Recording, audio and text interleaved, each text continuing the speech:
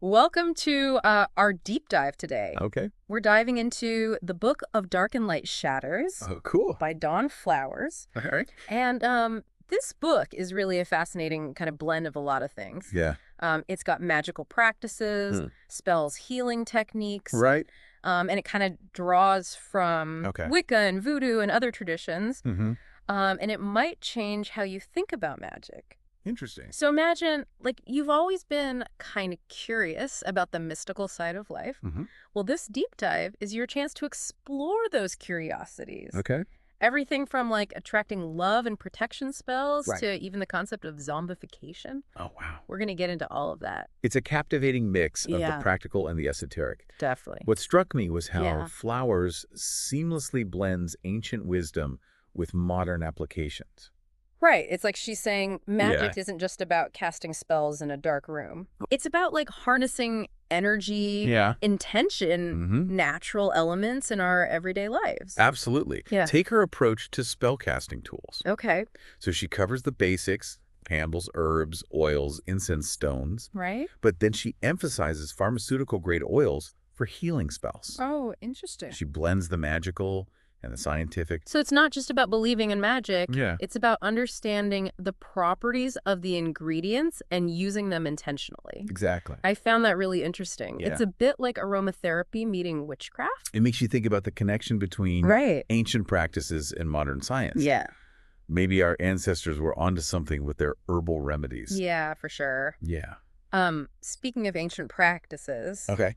Flowers dives deep into the importance of timing when it comes to magic. Okay. She talks about the wheel of the year, Right. the pagan calendar with its holidays like Samhain and Yule, Hmm. and how the moon phases play a crucial role in spellcasting. The idea is to align your intentions with the natural rhythms of the universe. That's a cool concept. Yeah. It's like finding the right wave to surf, Uh-huh. catching the energy at just the right time. Exactly. What about those of us who don't have a coven to practice with? Right. Does Flowers address solitary practitioners? Absolutely. Okay. While she encourages experiencing group rituals if the opportunity arises, Right. the book mainly focuses on solitary practice. Gotcha. She provides clear instructions and emphasizes the importance of personal connection with the craft. That's reassuring for those of us just dipping our toes into these waters. Yeah. Now, one thing that really caught my eye was the discussion of divination. Okay. Flowers explores a variety of techniques. Uh-huh. Pendulums, runes, tarot. Right. What stands out to you in that section? What fascinates me is Yeah. how Flowers utilizes runes. Okay. These ancient symbols are more than just fortune-telling tools. Right. They represent archetypal energies Mm-hmm. and can be used to connect with a deeper understanding of yourself and the world around you. She breaks down the Elder Futhark, Yes. the 3 Aits, Yeah. and how each rune has a specific meaning, both Uh-huh. upright and inverted. Uh-huh. Do you think those meanings are fixed? That's a great question. Or is there room for personal interpretation? While Flowers provides traditional interpretations, Yeah. she also encourages readers to find their own personal connections to the runes, Okay. allowing for a more intuitive and personalized practice. It's like she's saying, here's the framework, Right. but don't be afraid to explore beyond the established interpretations. Exactly. I like that. Yeah. It makes divination feel more accessible, Yeah. less like, you need to be an expert to understand it. Yeah. Okay, now we're getting into the territory. That's That right. might raise a few eyebrows. Okay. Witchcraft, Satanism, even voodoo. Oh, wow. What's Flowers' approach to these Yeah. often misunderstood practices? She approaches them with a refreshing blend of respect and objectivity, Okay. dispelling common misconceptions and encouraging readers to look beyond sensationalized portrayals. So she's not shying away from the more controversial aspects of magic. Right. She's also trying to provide a more balanced perspective. Exactly. Oh, yeah. Take her discussion of witchcraft, for example. Right. She traces its roots back to ancient civilizations. Greece, Rome, Egypt, even Native American traditions, highlighting the shared elements across these cultures. Deity worship, spirit work, herbal healing, divination. That's fascinating.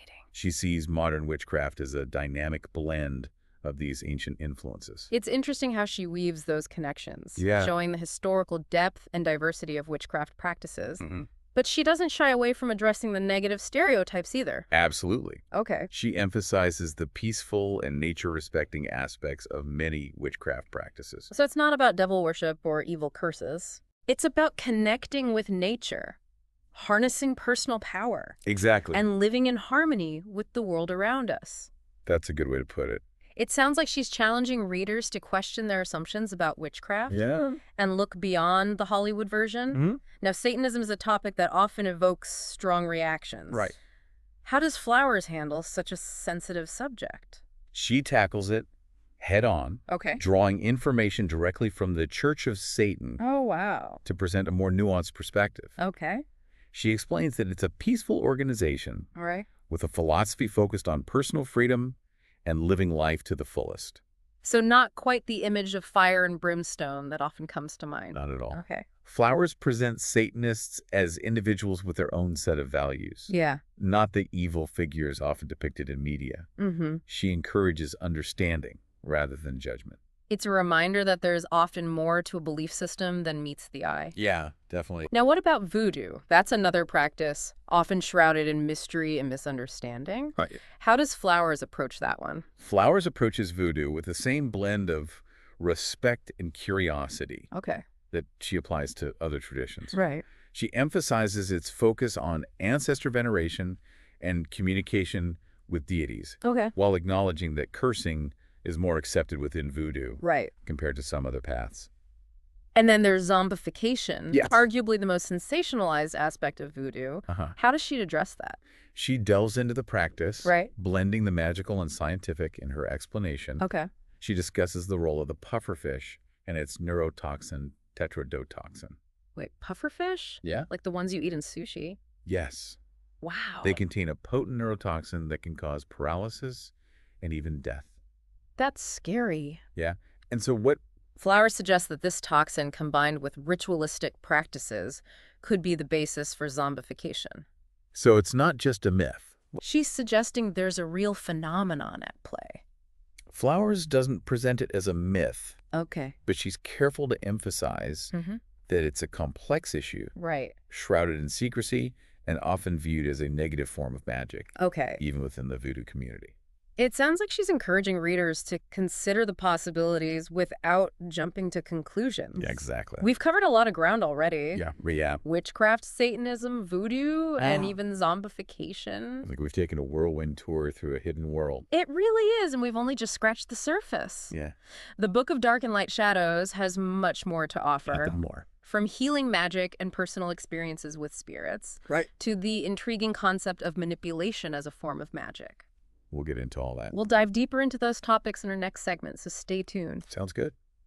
As we kind of dig deeper into the Book of Dark and Light Shadows, we encounter a fascinating blend of light and shadow, exploring the spectrum of magic. Okay. From healing to protection, and even what some might consider darker practices.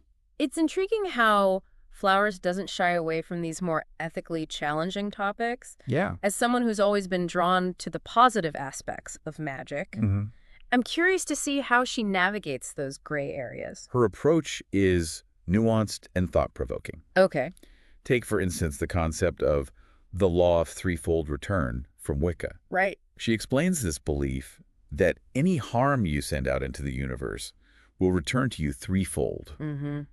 Encouraging a sense of responsibility for one's actions, even in the realm of magic. That's a powerful reminder. It makes you think twice about the potential consequences of dabbling in negative magic. Exactly. Yeah. It underscores the interconnectedness of everything and highlights the importance of intentionality in all our endeavors, magical or mundane. It's a reminder that magic isn't just about spells and rituals. Yeah. It's about understanding and respecting the delicate balance of the universe. Now, speaking of unseen forces, one of the most captivating chapters in the book is about Flowers' personal experiences with spirits.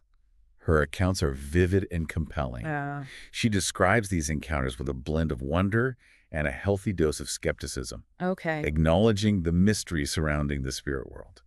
The story about the car crash and the apparition that may have saved a child's life really stood out to me. Can you refresh my memory on that one? Certainly. So, a woman dies in a car crash.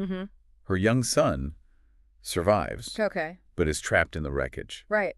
He's unseen by passing cars. Wow. Until a friend of the family driving home from work sees the deceased woman's apparition by the side of the road. Okay. Disturbed, she doesn't stop, but calls the police. And what happened when the police arrived? Did they find the woman's body? They found no body. Oh, wow. But they did locate the wrecked car down an embankment. Okay. Inside, they found the young boy, weak but alive. Wow. Doctor said he wouldn't have survived much longer if he hadn't been found. It's a chilling story. Do you think it was truly a ghost intervening? Or could it have been some kind of psychic vision sent to guide the rescuers? Flowers leaves the question open. Okay. Acknowledging that we may never know for sure. Right. She presents the story as a testament to the mysteries of the unseen world, prompting us to consider the possibilities without offering definitive answers. It's a reminder that there's so much we don't understand about the nature of consciousness energy. Right. And the potential for interaction between different realms of existence. Precisely. Yeah. It challenges our perceptions of reality and opens our minds to the possibility that there's more to the world than meets the eye. Right. And this exploration of the unseen segues into another intriguing section of the book. Yeah. Manipulation is a form of magic. This is where I get a little apprehensive. Okay. Manipulation doesn't exactly have the most positive connotations. How does Flowers frame it within the context of magic? She acknowledges the ethical complexities, emphasizing that manipulation, in its essence, is about understanding and influencing human behavior. Right. It can be used for good or ill. Yeah. And she encourages readers to consider the potential consequences of wielding this power. So it's not about teaching readers how to become master manipulators, Right. but rather encouraging them to be aware of the subtle forces at play in human interaction. Exactly. Okay. She draws from the writings of Anton LaVey, founder of the Church of Satan, who saw manipulation as an inherent part of human nature and a tool that can be used to achieve one's goals. That's an interesting connection. It challenges the simplistic view of Satanism as purely evil or malevolent. Flowers consistently encourages readers to look beyond surface-level interpretations and delve deeper into the nuances of these often misunderstood practices. Right. She also shares a personal anecdote about using manipulation to protect herself from a stalker. Oh, wow. Which really stuck with me. Can you talk about that a little bit? It's a powerful example of how understanding manipulation can be used for self-empowerment and protection. She describes how she used her knowledge of the stalker's preferences against him, effectively turning his own desires into a tool for her own safety. It's a reminder that magic in all its forms can be a source of personal agency, a way to reclaim one's power in challenging situations. Absolutely. But as you mentioned earlier, it's crucial to approach these practices with a strong sense of ethics and responsibility. Absolutely. So what are we left with after exploring these darker aspects of the Book of Dark and Light Shadows? Right. Do you think Flowers advocates for the use of manipulation or negative magic? I wouldn't say she advocates for their use. Okay. But she certainly doesn't shy away from exploring their complexities. She presents them as tools that exist within the magical landscape, leaving it up to the reader to grapple with the ethical implications and make their own choices. It's a thought-provoking approach. It challenges us to confront our own beliefs and biases about the nature of magic and the boundaries of acceptable practice. And it reminds us that magic, like any form of power, demands respect, responsibility, and a deep understanding of its potential consequences. Now, I'm curious to see how Flowers brings us back to the light after exploring these shadowy realms. Does she offer a counterbalance to these darker practices? Absolutely. The Book of Dark and Light Shadows is more than just an exploration of the occult. Right. Flowers dedicates a significant portion to healing magic, drawing on her knowledge of herbs, energy work, and ancient healing traditions. So it's not all doom and gloom. There's a positive, empowering side to this book as well. Definitely. In fact, it's this balance between light and shadow that makes the Book of Dark and Light Shadows such a compelling read. Right. It's a journey of discovery, a reminder that magic is a multifaceted force that can be used to enhance our lives in countless ways. I'm eager to dive into those healing practices and see how Flowers blends her knowledge of magic with her understanding of the natural world. Let's continue our exploration. Yeah. Yep. So it's fascinating how the Book of Dark and Light Shadows takes us on this journey through the spectrum of magic, from the ethically complex to those practices that are focused on like healing and well-being. It's a testament to Flowers' holistic approach to magic. Yeah. She recognizes that it's not just about spells and rituals, but also about understanding the interconnectedness of everything and harnessing those connections to promote healing and balance. That resonates with my own understanding of magic. You know, it's about working with the energies of the universe, both seen and unseen, to create positive change. In our lives and the world around us. Exactly. And Flowers' approach to healing magic reflects this philosophy. She blends ancient wisdom with modern knowledge, drawing from herbalism, energy work, and even some elements of psychology to create a comprehensive system of healing. You mentioned earlier that she uses pharmaceutical-grade oils in some of her spells. Right. Is that an example of this blending of ancient and modern approaches? It is. She recognizes the potency of essential oils and their therapeutic properties, incorporating them into her magical practice to enhance their effectiveness. It's like she's saying, let's use all the tools at our disposal, both ancient and modern, to promote healing and well-being. Exactly. It's a very practical approach to magic. It is, and she provides a wealth of practical information in the book.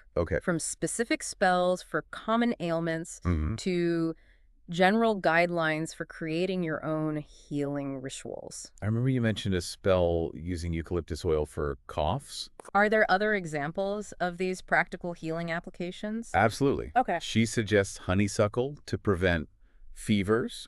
Chamomile baths for purification and relaxation. And even a healing poppet spell. Using a doll made from the ill person's clothing. To focus healing energy. That poppet spell sounds intriguing. Yeah. It's like a magical version of a voodoo doll. But for good. It's a classic example of sympathetic magic. Right. The idea that you can influence something by working with a symbolic representation of it. It speaks to the power of intention and the belief that our thoughts and actions can have a tangible impact on the world around us. Now, given all that we've discussed, from the darker aspects of magic to these healing practices, what's your overall takeaway from the Book of Dark and Light Shadows? For me, it's a reminder that magic is a powerful force. One that can be used for both good and ill. It's up to each individual to approach it with respect, responsibility, and a deep understanding of its potential consequences. I agree. It's not something to be taken lightly. But it's also not something to be feared or dismissed. It's a tool for exploration, for self-discovery, and for connecting with the unseen forces that shape our world. And the Book of Dark and Light Shadows provides an excellent starting point for that exploration. You know, it challenges our assumptions, expands our understanding of the magical landscape, and encourages us to think critically about our own beliefs and practices. So for those listening who are intrigued by the world of magic, what would you say is the most important thing to keep in mind as they embark on their own journey of discovery? I would say approach it with an open mind, a sense of curiosity, and a healthy dose of skepticism. Don't be afraid to question what you read. Explore different perspectives and find what resonates with you personally. That's great advice. It's about finding your own path within this vast and often misunderstood realm. Exactly. And remember, magic is all around us, waiting to be discovered. It's in the rustling leaves, the crashing waves, the warmth of the sun, and even within ourselves. The Book of Dark and Light Shadows simply offers a glimpse into this magical world, inviting us to explore its possibilities and discover the magic that lies within us all. Well said. Thanks. It's been an illuminating deep dive into the Book of Dark and Light Shadows. It has. Thank you for joining us on this journey of exploration and discovery. We hope it's sparked your curiosity and inspired you to delve deeper into the magical world around us.